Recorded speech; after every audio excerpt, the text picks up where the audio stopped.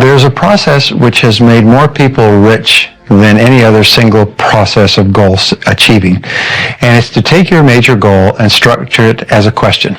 If your goal is to earn $100,000 a year, then you write, how can I earn $100,000 in the next 12 months? Now, that's an open-ended question, not how can I earn it at my job or doing a specific thing, just an open-ended question, how can I earn the amount of money? And then you discipline yourself to write 20 answers to the question. And the 20 answers are all the different things that you could think of to earn $100,000. Work longer, work harder, upgrade my skills, get a new job, take a part-time opportunity. Whatever it happens to be, write down everything you could think of, but force yourself to write at least 20 questions or 20 answers to the question. The 20-question method, called mindstorming, forces you to dig deep into your mind where you will find all your answers. And it may be call a person, read a book. Let me give you an example.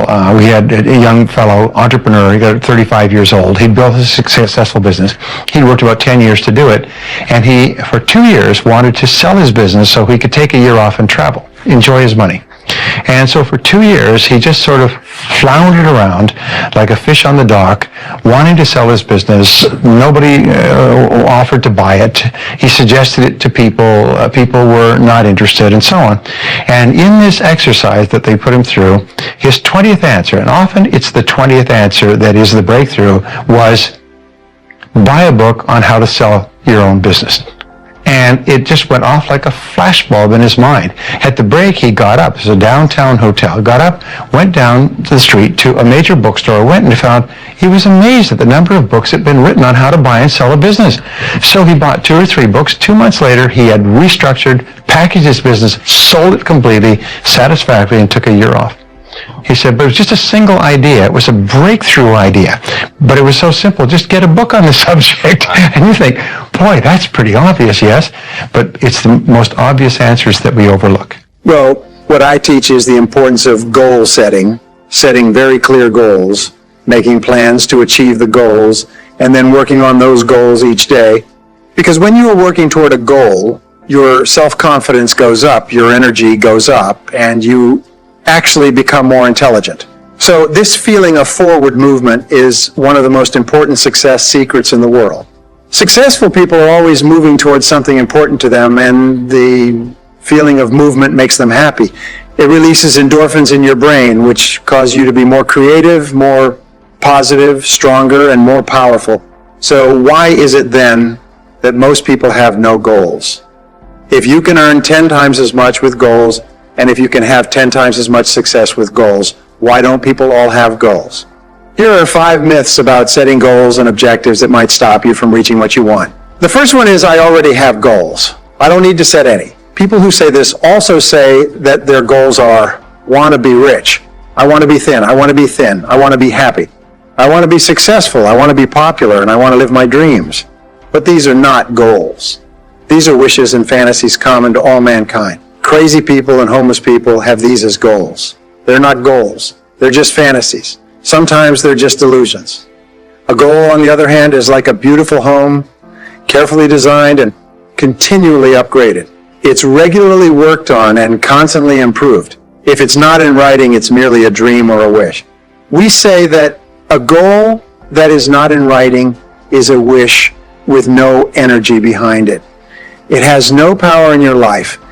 It's just a vague objective that comes in and out of your life, sort of like a sunrise and a sunset, without ever accomplishing anything. The second most common misconception that people have about not setting goals is, I don't need goals. I'm doing fine. Living your life without goals and objectives is like setting off across an unknown country with no road signs and no road map. You have no choice but to make it up as you go along, reacting and responding to whatever happens all day, all week, all month, and then just hoping for the best. If you are doing well today without written goals and plans, wow, it means you could probably be doing many times better in the future if you had clear targets to aim at and the ability to measure your progress as you go along. It's vital to have goals in every part of your life. Myth number 3 about goal setting is, I don't need written goals. I have them all in my mind. Now, the average stream of consciousness includes about 1,500 thoughts or words a minute that race through your mind like a river. If your goals are only in your mind, they're invariably jumbled up, vague, confused, contradictory, and deficient in many ways. If your goals are just tumbling around in your mind, they offer no clarity, and they give you no motive power. You become like a ship without a rudder, drifting with the tides, crashing into the rocks, and eventually, you'll never realize your full potential. The fourth most common myth is, I don't know how to set goals. Well, no wonder. You can take a master's degree at a leading university and never receive a single hour of instruction on goal setting and goal achieving. But fortunately, setting a goal is a skill like time management, teaching, selling, managing, or even riding a bicycle. Anything else that you need to become a highly productive person. And all skills are learnable. This was the great turning point in my life. All essential skills are learnable. Everybody who can do it today at one time could not do it today at one time, could not do it at all. And what others have learned, you can learn as well. You can learn the skill of goal setting through practice and repetition until it becomes as easy and as automatic as breathing in and breathing out. And from the very first day that you begin setting goals, the progress you will make and the successes you'll enjoy will absolutely astonish you.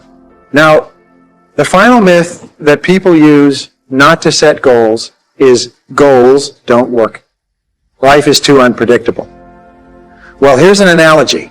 When a plane takes off for a distant city, it will be off course 99% of the time. The complexity of the avionics and the skill of the pilots are focused on continual course corrections. Now, it's the same in life. But when you have a clear, long-term goal with specific plans to achieve it, you may have to change course many times, but you will eventually arrive at your destination of health, wealth, and great success. You have two choices in life. You can either work on your own goals, or you can work for someone else and work on achieving their goals.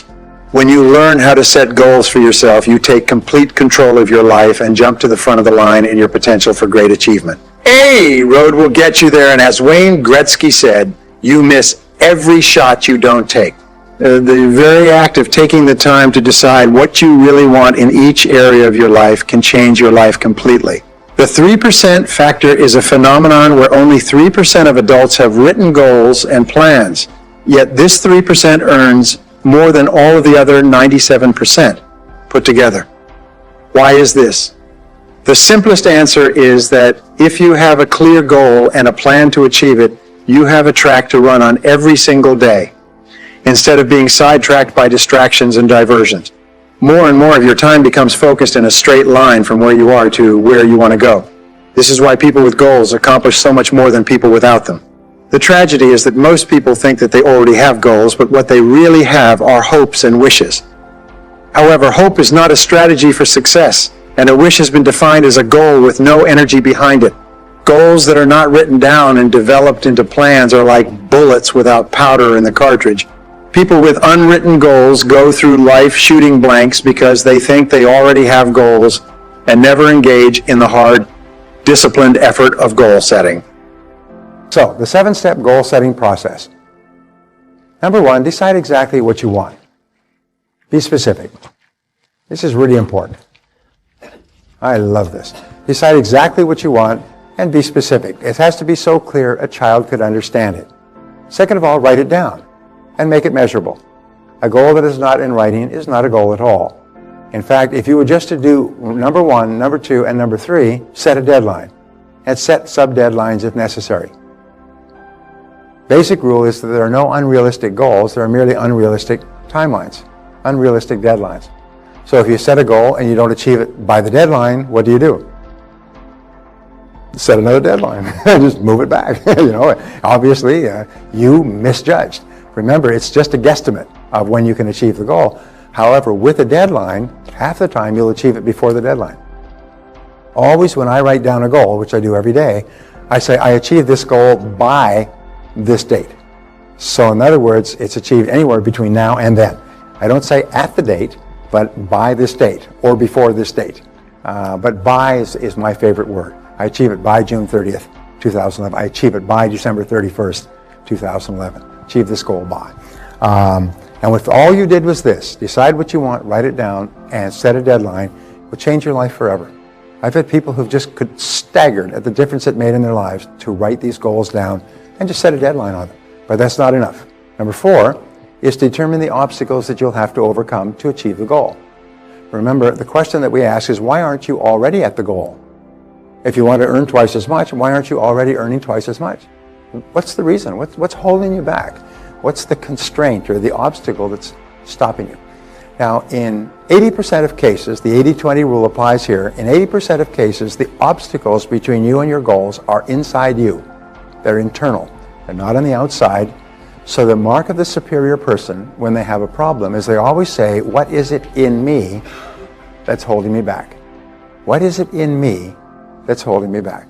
Is it a lack of discipline, lack of time management, lack of a skill, lack of the ability to perform a particular area? What is it in me that's holding me back? And when you start with yourself, 80% of the time you'll say, well, this is my great problem. I have a book called Eat That Frog, which goes 21 great ways to stop procrastinating and get things done faster. It's based on 30 years of research into time management condensed into a little book. How many people have read that book? It's a good book.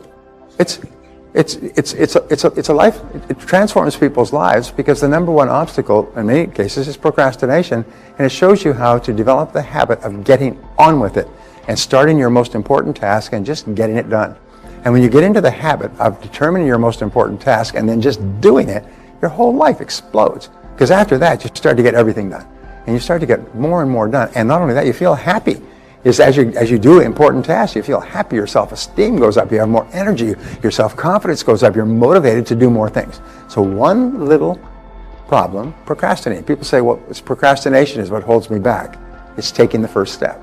Well, if you can overcome that, which is a learnable skill, you learn to procrastinate, by the way, by default. So what you do is you say, well, I'm going to overcome procrastination. And don't say I'm going to do it tomorrow or next week. I'm going to take a year. And by the end of the year, I'm going to be one of the best time managers and result getters in the world. Just give yourself a year and work on it every day. And I can promise you, 3, 6, 9, 12 months from now, you're going to be a production powerhouse. You're going to be the most productive person in your industry. You're going to be getting so much done that people will just come around with cameras just to photograph you working. So determine the obstacles. Now, next is determine the additional knowledge and skills that you will require. Remember, to achieve a goal that you've never achieved before, you will have to develop skills that you've never had before. You'll have to do things that you've never done before. So what are they? And here's the great breakthrough thought that changed my life at the age of 23, is that all business skills are learnable. You can learn any skill you need to learn, whether it's prospecting, presenting, closing, hiring, borrowing money, building businesses, marketing. You can learn any skill you need to learn. They're all just learnable skills. They're just laying there. Now, can you learn them in a week or a month? Not unless you're, a quick buck seeker. But can you learn them? Yes, you can learn anything. Can you learn to type? Yes, but not in one lesson. You have to type, and Mavis says, type 30 minutes every day. Take one lesson a day for 30 minutes every day. So I did. And in 90 days, you touch typing, and your whole world of access to all the information in the world has changed. Number 1, decide exactly what you want in every key area of your life. This will immediately set you apart from 80 or 90% of the population. The most important word that I have found in success is clarity. Clarity, clarity. Successful people are very clear about what they want. And here's an interesting discovery. The greater clarity you have, the faster you draw into your life the resources necessary to achieve it. So in determining what you want, there's an activity that I teach to the senior executives of billion-dollar corporations, and it's called idealization. So you start off by idealizing your perfect life. You imagine that there are no limitations on what you can do or be or have. Imagine that you have all the time and all the money. You have all the friends and all the contacts, all the education and all the experience that you need to accomplish any goal that you could set for yourself. Imagine that you could wave a magic wand and make your life perfect in each of the 4 key areas of life. If your life was perfect in every area, what would it look like? Now here's the point before we go into the 4 areas.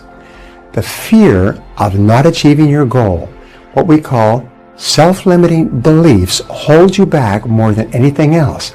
and your self-limiting beliefs are not based on reality. That's why you have to constantly think, if I had no limitations, what goals would I set for myself? Now, in goal setting, the next stage, number 2, is to write it down. Remember we talked about clarity?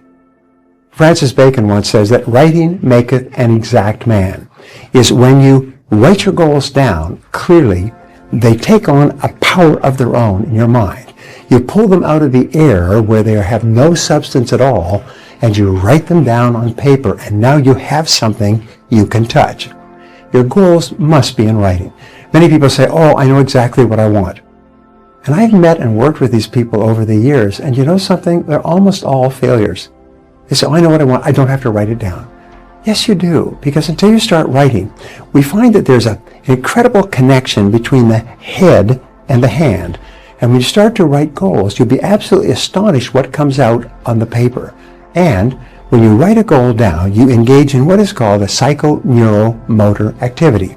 You activate your visual powers, your audio powers, and your kinesthetic powers.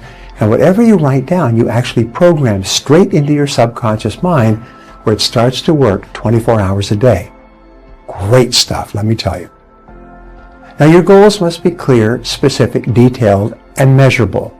You must write out your goals as if you were placing an order for your goal to be manufactured in a factory at a great distance. And what they would do is they would create your goal, your order, and send it to you exactly as you wrote it down. Albert Einstein said that your goal must be so clear that a 6-year-old child could understand it clearly and explain it to another 6-year-old child and be able to tell you if you had achieved your goal or how close you were. This is why you never say, well, my goal is to be happy, and my goal is to be rich, and my goal is to be popular and meet the right person. These are not goals. These are fantasies. They are wishes. Even crazy people have these wishes. A goal is something that is written down and specific and clear, and your most important goal must be measurable so you know exactly where you are relative to the goal. Now, only 3% of adults have written goals worldwide, and everybody else works for them.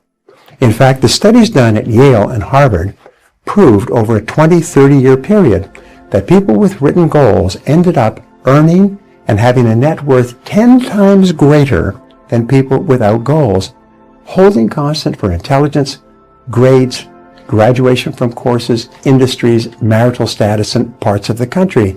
The people who started with goals were 10 times more likely to be successful and were worth 10 times more than the others in the course of a few years.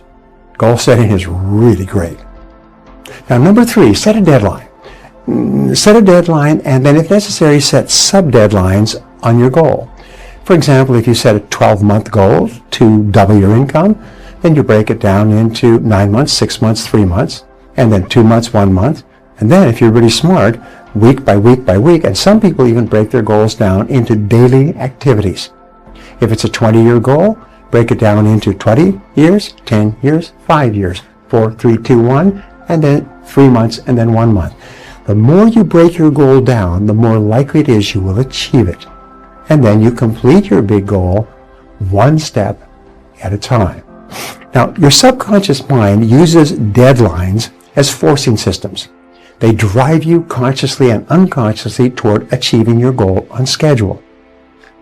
Anais Nin once said that your subconscious can work against you because when you set a big goal, you're disrupting your subconscious. So your subconscious mind will tell you that it's not possible and will attempt to sabotage you. And you know the way your subconscious mind sabotages you? It tells you, you can't achieve this goal. You don't need to write it down. It's okay as long as you know what it is. Because of the fear of failure, what you do is you don't write the goal down, and that way you can't fail. Isn't that clever? And people say, well, if you don't expect anything good, you'll never be disappointed. And these people have no future. You write it down as if by writing it down, it was guaranteed to you. And in many cases, it will be if you write it down. If your goal is big enough, set sub-deadlines. If you want to achieve financial independence, you may set a 10 or 20-year goal and then break it down year by year so that you know how much you have to save and invest each year. If for some reason you don't achieve your goal by the deadline, simply set a new deadline. There are no unreasonable goals, only unreasonable deadlines. And other things can happen that you hadn't expected that will put your deadlines off. Don't worry about it. Just set a new deadline and go back to work. Now, the fourth key in the 12-step method is to identify the obstacles that you'll have to overcome to achieve your goal. You see, between you and any goal that you want to accomplish, there are obstacles. There's something that's holding you back, or you'd already be there. So always ask this question: why aren't you already at your goal? Sometimes I ask people, would you like to double your income? And they say, of course. I said, well, why isn't your income already twice as high? You've been working for years and years. You're smart, you're talented, you're surrounded with opportunities. Some people that you know are earning twice as much as you. Why aren't you? And you know what happens is the first thing you think of are your favorite excuses. Oh, I'm so busy, or I didn't finish high school, or I didn't go to college, or I'm working in the wrong industry. You know, these are just excuses. They're not true, but they're ways that you step on your own brakes and hold yourself back. Now, there's a very powerful principle called the principle of constraints. This principle of constraints is, I think, revolutionary. And what it says is that there's always one limiting factor or constraint or bottleneck between you and your goal that sets the speed at which you achieve your goal. So the question is, once you're clear about your goal, and let's say it's a financial goal, is what is the bottleneck that holds you back? For example, I will say to a company, what is your goal? Well, it's to grow in sales and profitability. What's the constraint? More sales. If you had more sales, would you achieve the goal? Yes. So what is the constraint behind that? Better trained salespeople. Maybe it's better products and services. Maybe it's better pricing. Maybe it's new markets. But keep asking, what's holding you back? What sets the speed? Now, the 80-20 rule applies to constraints.